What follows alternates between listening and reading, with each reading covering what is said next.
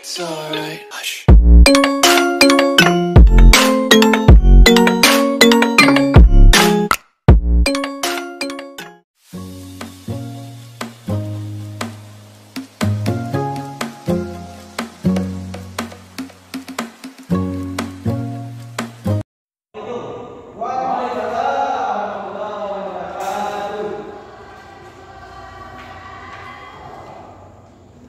Pelajaran apa hari ini kita?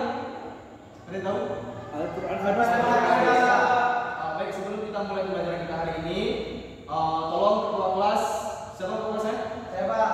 Tolong pimpin dulu teman-temannya baca doa supaya pelajaran kita ini dapat berjalan dengan semua. Silakan ketua kelas. Untuk memberkahi pembelajaran kita hari ini, sebaiknya kita membacakan doa terlebih dahulu sebelum mulainya. Baca doa dimulai. Selesai. Baik, sudah kita baca doa. Sebelum kita mulai pembelajaran kita hari ini, Bapak minta tolong pada kalian semua, tolong barisannya tolong dirapikan terlebih dahulu supaya suasana kelas ini nyaman. Ya, bisa ya. Ketua kelas tolong perhatikan.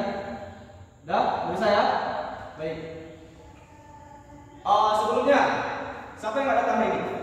Roni Pak. Roni mana dia? Sangka marah Pak. Sangka marah. Lolos Pak. Lolos. Nanti tolong ketua kelas catat tadi di lembar kertas ya. Bapak nggak mau absen ya ini ya. Ketua kelas, tolong hapus papan tulisnya.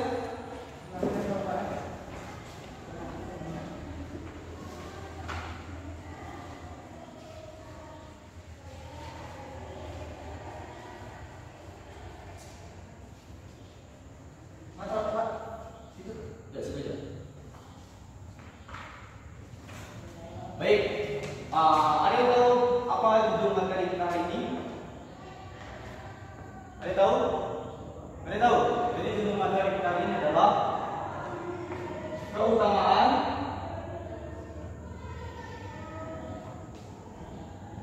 Al-Quran dan fungsi maupun tujuannya. Apa materi kita hari ini? Keutamaan Al-Quran dan fungsi maupun tujuannya. Ya, sebelum kita mulai, aku mau tanya dulu. Kira-kira siapa yang tahu apa itu Al-Quran? Siapa yang bisa menggambarkan apa itu Al-Quran? Pak. Ya, silakan. Siapa namanya? Nadi Pak. Ya, Nadi. Apa Al-Quran Nadi?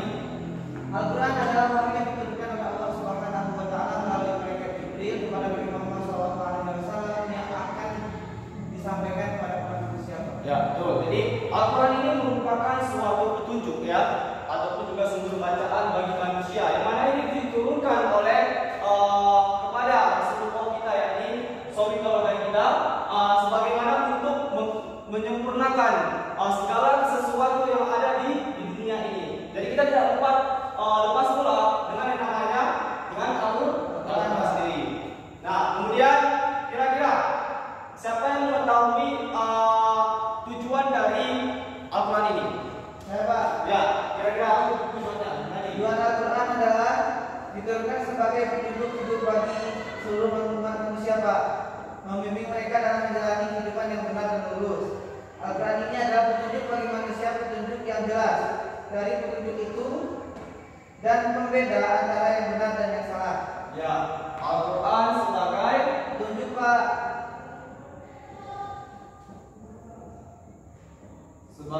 petunjuk.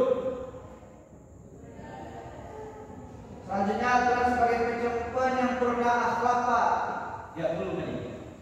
Al-Quran sebagai petunjuk bagi manusia. Dan maksudnya ada yang tahu ini? Gimana coba? Siapa yang bisa menjelaskan Al-Quran sebagai petunjuk bagi manusia?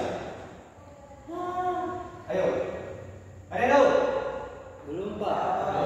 Jadi Al-Quran sebagai petunjuk bagi manusia ini adalah segala sesuatu cobaan yang diberikan kepada kita semisalnya, ya, semua yang ada yang terjadi di dunia ini, baik dalam hal-hal apapun itu. Sepertinya kita sudah diajarkan bagaimana cara kita menghormati kedua orang tua kita, itu kita dapatkan di Al-Quran sendiri. Kemudian kita juga sudah mengetahui bagaimana cara kita berjaga adat kita pada orang yang lebih tua atau yang lebih muda dari kita sendiri. Itu sudah kita dapatkan dari Al-Quran sendiri. Makanya dikatakan Al-Quran ini sebagai petunjuk bagi manusia. Jadi segala sesuatu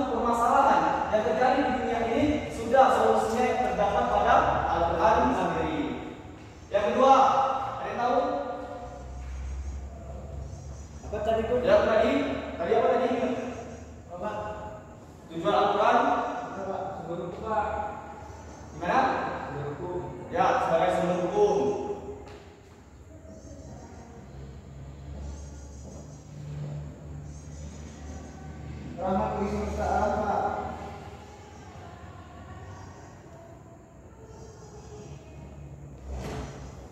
Nah, tujuan Al-Quran salah satunya juga sebagai sumber hukum manusia.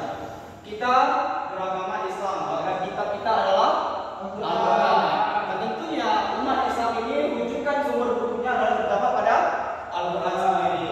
Sudah Bapak jelaskan tadi berbagai macam solusi yang kita temukan di Al-Quran sendiri. Makanya umat Islam tidak luput pula dan tidak lepas pula dengan adanya namanya Al-Quran sendiri. Cobalah seandainya lah kita orang yang tidak beragama itu disebut apa? Kafir. Kafir. Coba ada lagi. Orang yang tidak beragama itu disebut apa? Ateis, Pak. Ateis. Ada yang tahu apa itu ateis? Orang yang tidak mempercayai adanya Tuhan, Pak. Nah, itu berbeda dengan kita. Kita orang yang beragama. Jika kita sudah beragama, ya kita beragama Islam, maka kita memiliki kitab kita sendiri, yaitu Al-Quran yang diturunkan oleh Rasulullah SAW. Nah, inilah tujuan dari Al-Quran tersebut. Kemudian selanjutnya kita beralih ke fungsi ya.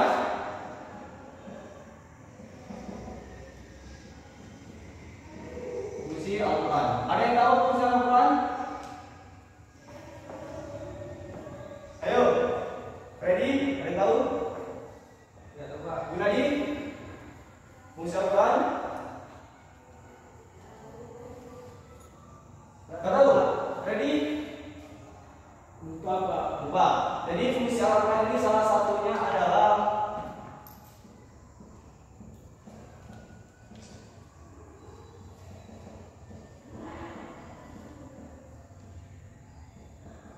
memperbaiki akhlak manusia.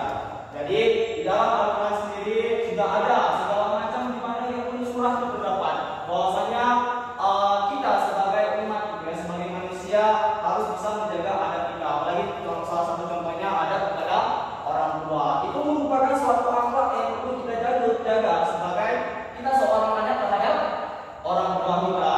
Maka memperbaiki akhlak mulia ini juga menjadi suatu tuntunan bagi kita semua supaya kita dapat menjadi golongan orang-orang yang soleh. Kemudian ada lagi, ada yang tahu? Ayo, fungsi Al-Quran. Baik, fungsi Al-Quran keduanya adalah sebagai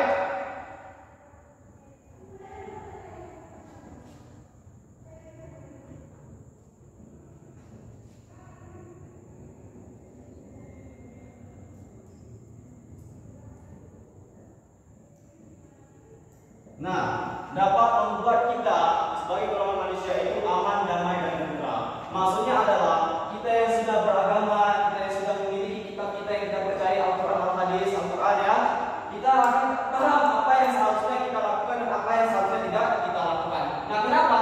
Karena kita sudah mengetahui, kita sudah mencerna segala sesuatu yang ada di dalam Al-Quran tersebut. Kita mengetahui mana yang baik dan juga kita mengetahui mana yang buruk.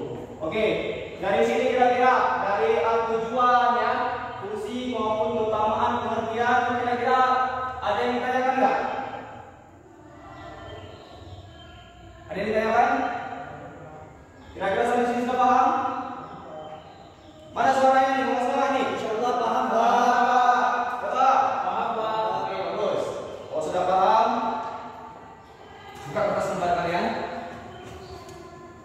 Ya. Bapak kasih tugas sama kalian, ya Bapak banyak, karena kita masih pembelajaran pertama ya.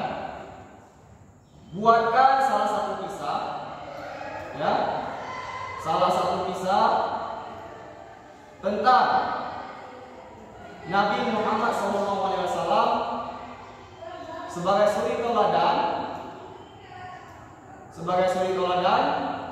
dan dibuat, ya, dalam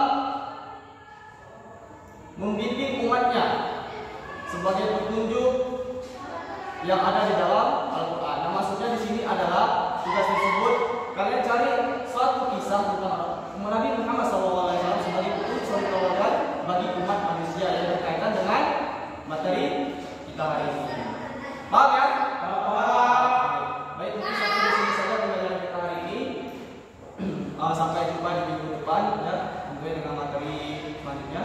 Lebih dan kurang